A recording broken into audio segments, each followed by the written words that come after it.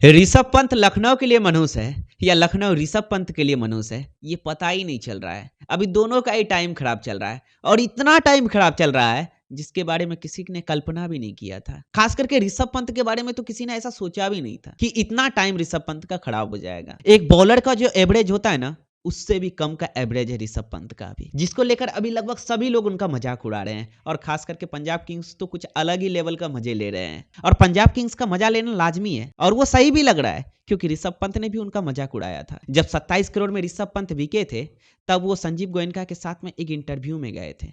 तब उन्होंने कहा था कि मुझे डर लग रहा था कि कहीं पंजाब किंग्स ना मुझे खरीद ले, क्योंकि उनके पास पैसा ज्यादा था। वो तो ऊपर वाले का शुक्र है कि हम लखनऊ में आ गए। उसी बात को लेकर अब जब ऋषभ पंत फ्लॉप हो गए तो पंजाब किंग्स अलग से ही मीम्स बनाकर मजे ले रहे हैं। संजीव गोयनका पर अब लोगों को गुस्सा नहीं बल्कि तरस आ रहा है, क्योंकि देखो बेचारे ने 27 करोड़ रुपया खर्चा किया है एक प्लेयर के पीछे, और वो प्लेयर 27 करोड़ तो छोड़ो 27 लाख का भी परफॉर्मेंस नहीं किया है। तो ऐसे में सोचो संजीव गोयनका का क्या हाल हुआ होगा, क्या चल रहा होगा उसके मन में, किस मेंटल प्रेशर से अभी वो बेचारा गुजर रहे होंगे। इसको लेकर सभी को, अभी लगभग सभी को तरस आ रहा है और ये तरस का लेवल धीरे धीरे बढ़ता जा रहा है, क्योंकि कल के मैच में भी ऋषभ पंत के नाम एक शर्मनाक रिकॉर्ड जुड़ गया है। इस आईपीएल से पहले ऋषभ पंत एक बार भी 200 प्लस रन बना के नहीं हारे थे, ना ही वो एज अ प्लेयर कभी हारे थे और ना ही एज अ कैप्टन। लेकिन इस आईपीएल में वो एक बार नहीं बल्कि दो बार 200 प्लस रन बनाकर हार चुके हैं। लगभग जितना भी शर्मनाक रिकॉर्ड है वो सारा रिकॉर्ड ऋषभ पंत के साथ जुड़ते जा रहा है। आईपीएल में अभी ऐसा कंपटीशन है,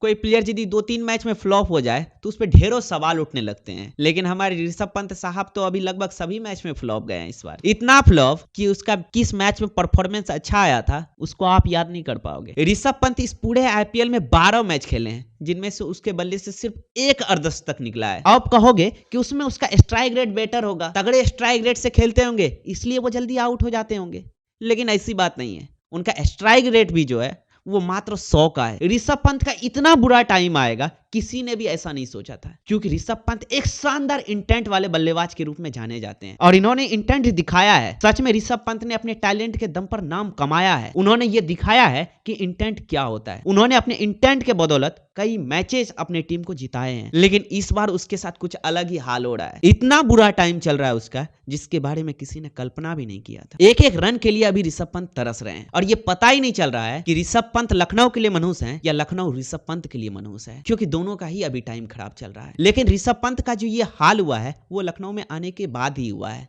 तो इसलिए आप कुछ हद तक तो कह सकते हो कि लखनऊ ऋषभ पंत के लिए मनहूस है। क्योंकि ऋषभ पंत जब इंजरी से आए थे तभी सबको लग रहा था कि ऋषभ पंत इस आईपीएल में कुछ खास परफॉर्मेंस नहीं कर पाएंगे, क्योंकि वो 1-1.5 साल से क्रिकेट खेले ही नहीं थे और एक बहुत बड़ा इंजरी से वो रिकवर करके आए हैं। तो ऐसे में वो कैसे परफॉर्मेंस करेंगे। उस सीजन में वो 400 प्लस रन बनाए थे, वो भी 150 प्लस के स्ट्राइक रेट के साथ। तो इस बार तो वो पूरी तरह से फिट है, लेकिन फिट होने के बावजूद भी वो एक एक रन के लिए अभी तरस रहे हैं। मुझे एक बात को सोचकर काफी आश्चर्य लग रहा है कि संजीव गोयनका अपने गुस्से को कैसे बर्दाश्त कर रहे होंगे, क्योंकि उन्होंने 27 करोड़ रुपया खर्च किया है इस प्लेयर के पीछे, लेकिन उससे 27 लाख का भी परफॉर्मेंस अभी तक नहीं आया है। और ये वही संजीव गोयनका हैं जो छोटे से छोटे बात को भी लेकर प्लेयरों से भिड़ जाते थे, और अभी वो इतना बड़ा कांड होने के बावजूद भी चुपचाप सब कुछ सह रहे हैं। शायद वो इसलिए भी ऐसा कर रहे हैं, वो अपना इमेज सुधारना चाह रहे हैं, क्योंकि पहले एमएस धोनी के साथ और उसके बाद फिर केएल राहुल के साथ उनका जो झगड़ा हुआ था उससे उसका इमेज काफी खराब हो गया, और यही वो समय है जिससे उसका इमेज सुधर सकता है। क्योंकि पहले उन्होंने ऐसे ऐसे कारनामे किए हैं जिसको लेकर अभी लोग उनको सन की बॉस के नाम से जानते हैं, और सबको ऐसा लगता है